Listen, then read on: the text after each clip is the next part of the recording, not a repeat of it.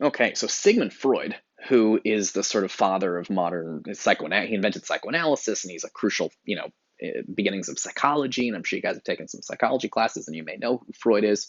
And Freud lived in the well, I guess early 20th century, late 19th century.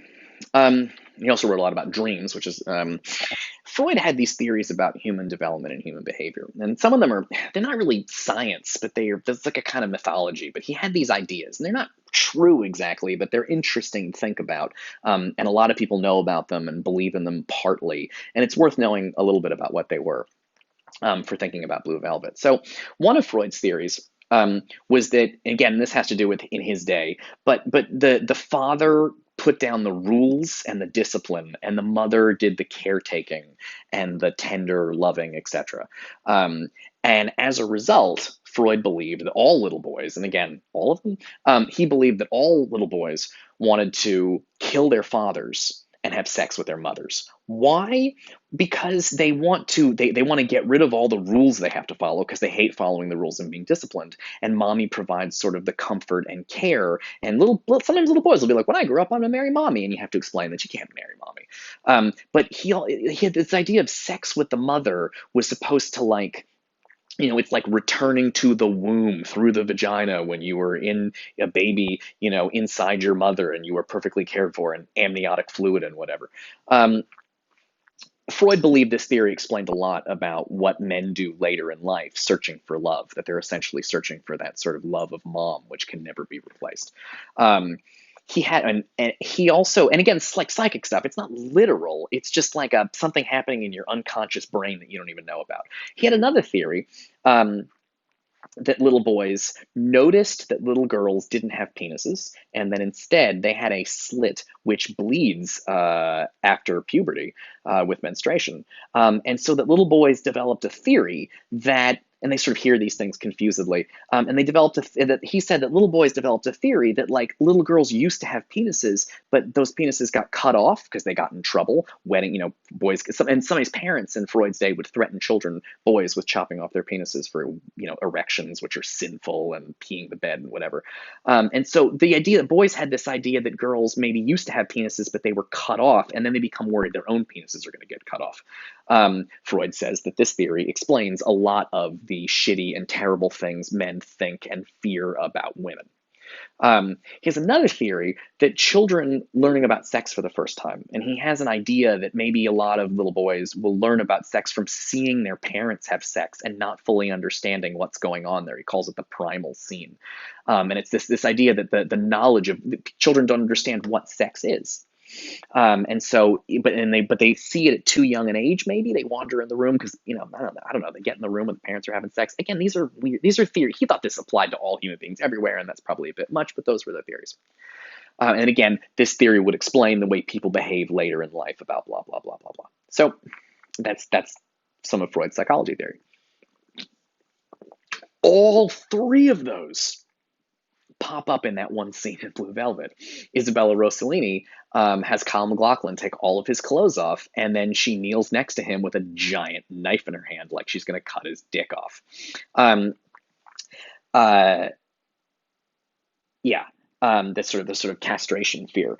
Dennis Hopper and Isabella Rossellini are playing some kind of weird sexualized game where he's like, Mama loves you, Daddy's coming home. Like, it's this completely bizarre where they're mommy and daddy, but he's also the baby and she's the mommy, and he's gonna get back in her vagina. And there's like a whole nightmare thing going on there. But again, that relates to this idea that little boys want to have sex with their moms. Please notice, by the way, that Kyle MacLachlan will later execute Dennis Hopper, the young boy, killing the father, having sex with the mom. Kyle MacLachlan has sex with Isabella Rossellini.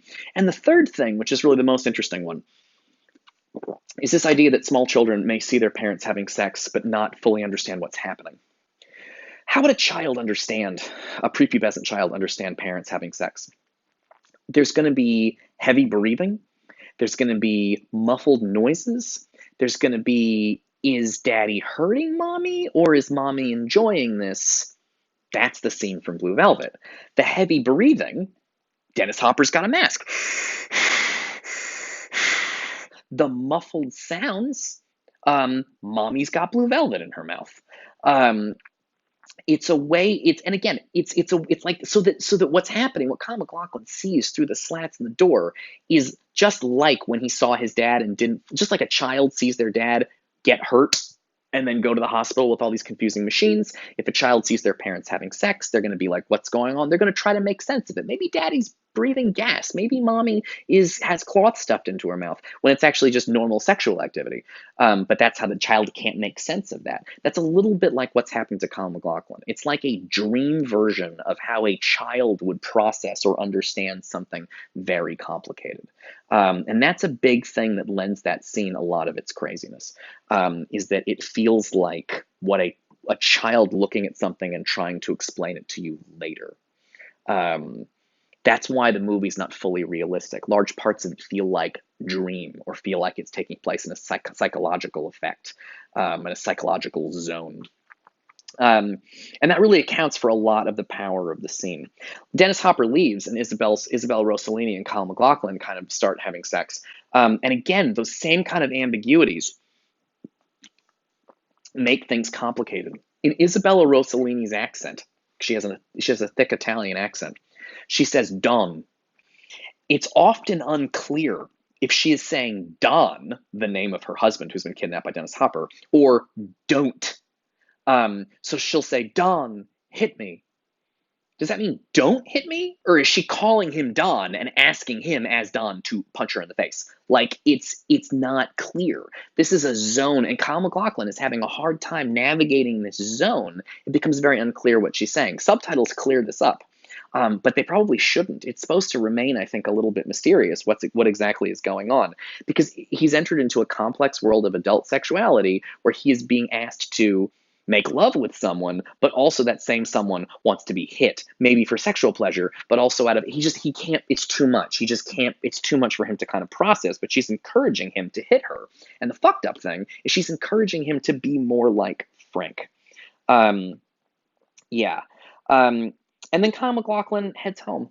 And there's all of these strange rumbles and whistles and groans and electrical crackling on his walk. I'm not sure if he can hear that or if that's just for us, but he's clearly overwhelmed as he sort of processes these images. And again, the great symbol of knowledge is light, right? The light bulb over the head in the cartoon characters, light bulb right there.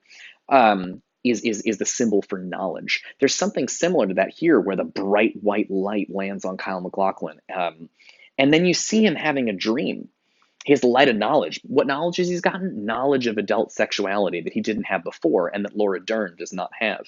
Um, and he has a dream, and interestingly, it's his father's face all warped across the screen, with the sort of mechanical head thing on him in the hospital. But it's also Frank, who is roaring like an animal. There's that nature culture crossing borders thing. Um, um, and the candle, right? The fire, the flame, the passion that's both warmth and light, but also just terribly destructive, the fire.